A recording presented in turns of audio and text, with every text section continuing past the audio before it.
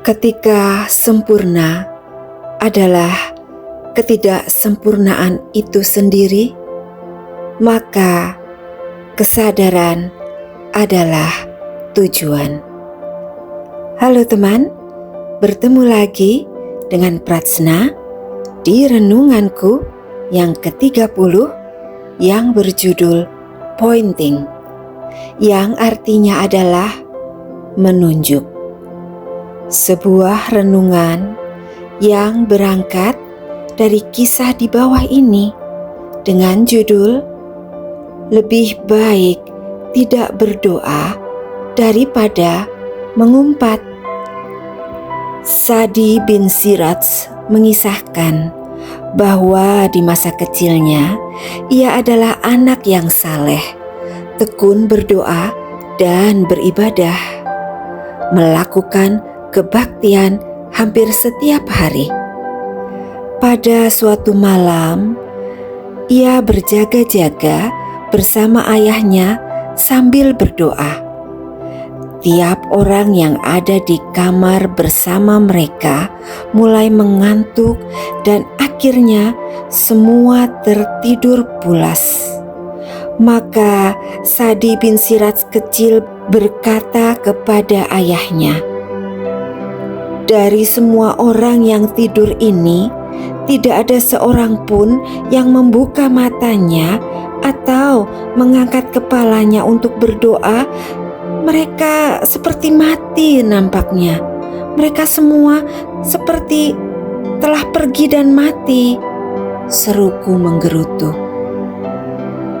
Ayahku pun menjawab, "Anakku tercinta, aku lebih senang engkau juga tertidur dan tidak berdoa daripada mengumpat." Itulah kisah Sa'di bin Siraj di masa kecilnya. Sebuah cerita yang menarik menurut Pratsna. Mengapa? Yuk kita renungkan bersama. Cerita di atas menggambarkan kondisi batin atau sikap hati yang berasal dari tingkat kesadaran yang berbeda. Ada dua sikap hati, yaitu sikap hati Sa'di bin Siraj kecil dan sikap hati sang ayah. Sang anak atau Sa'di bin Siraj kecil menggambarkan ukuran akan kesempurnaan sebagai hasil dari beragama, sementara sang ayah kebalikannya. Sang ayah menggambarkan kesadaran sebagai hasil dari beragama. Yuk kita bedah satu-satu. Yang pertama adalah sikap hati Sa'di bin Siraj kecil.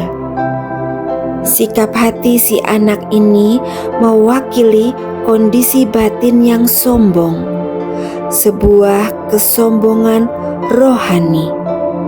Si anak yang taat beribadah ini memang rajin berdoa, tetapi buahnya justru membuat ia merasa dirinya lebih baik dari orang yang tertidur.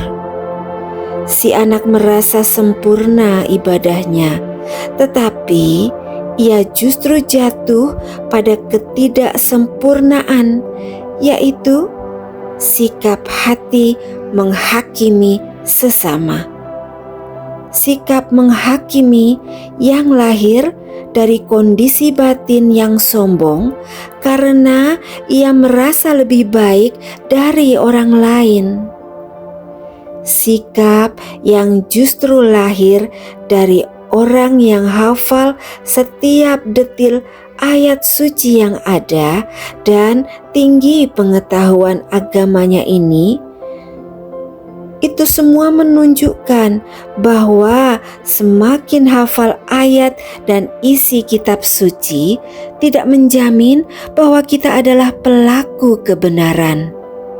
Justru yang terjadi adalah semakin tinggi pengetahuan agamanya, semakin mudah untuk kita menghakimi sesama.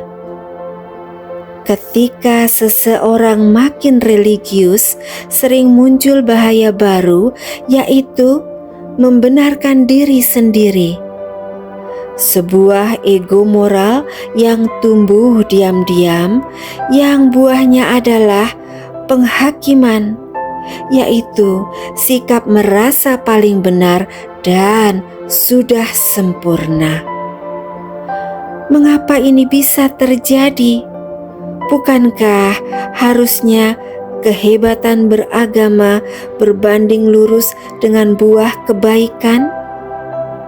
Tentu saja bisa, teman, karena pengetahuan beragamanya hanyalah sebuah kebiasaan, tetapi tidak menyentuh hatinya. Si anak beribadah tetapi tidak memahami makna dari ibadahnya. Dia hafal tetapi kosong.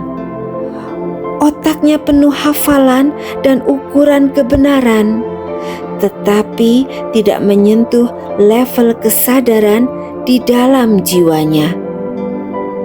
Tujuan beragama adalah perubahan paradigma yang mengubah perilaku manusia menjadi sadar dan eling, bukan menjadi buta dan naif.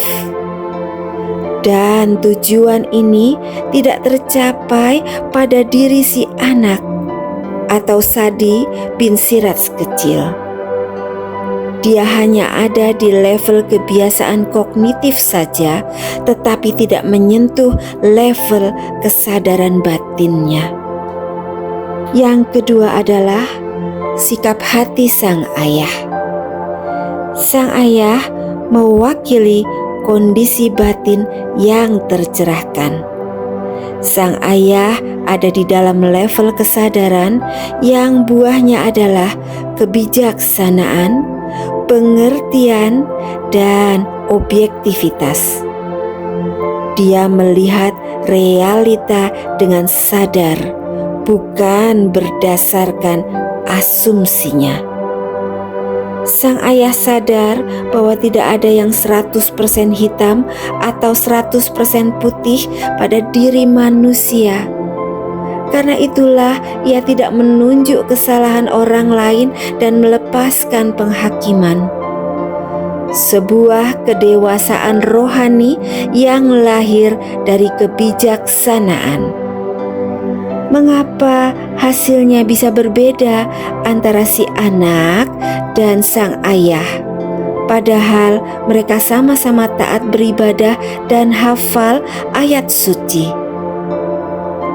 Karena sang ayah bukan hanya menghafal, ia merenunginya, mencari esensi kebenaran dari pengetahuan agamanya, lalu menghidupinya dengan dasar cinta kasih pada sesama. Cintanya pada Tuhan melahirkan cinta pada sesamanya. Sang ayah mencerna setiap gagasan kebenaran yang diterimanya lewat agama, sehingga hakikat yang ia terima mengantarnya pada kesadaran yang lebih tinggi. Sang ayah tidak hanya sekedar menghafal saja, teman.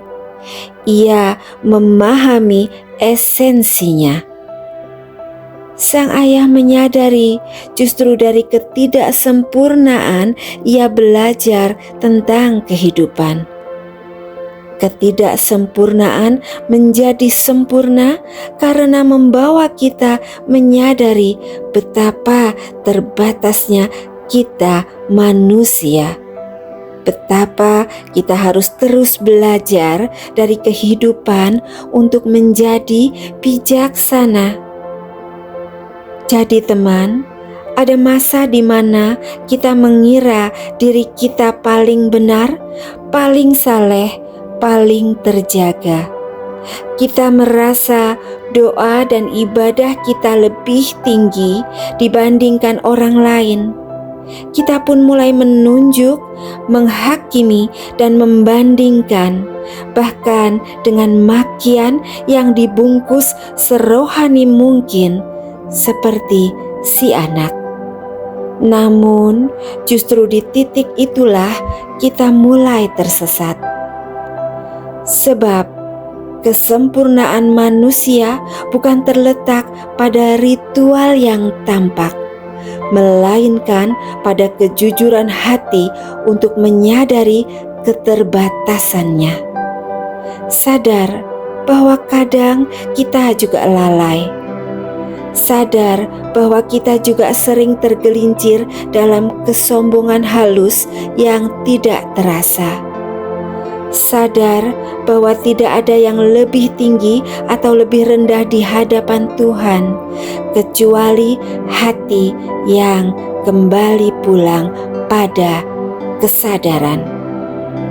Renungan kali ini ku akhiri dengan quote dari Nelson Mandela yang mengatakan, pencapaian terbesar dalam hidup bukanlah hidup tanpa pernah gagal, melainkan bangkit setiap kali kita terjatuh.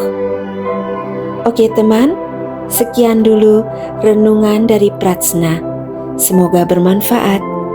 Jangan lupa like, share, subscribe, dan bunyikan notifnya ya. Terima kasih. Bye-bye.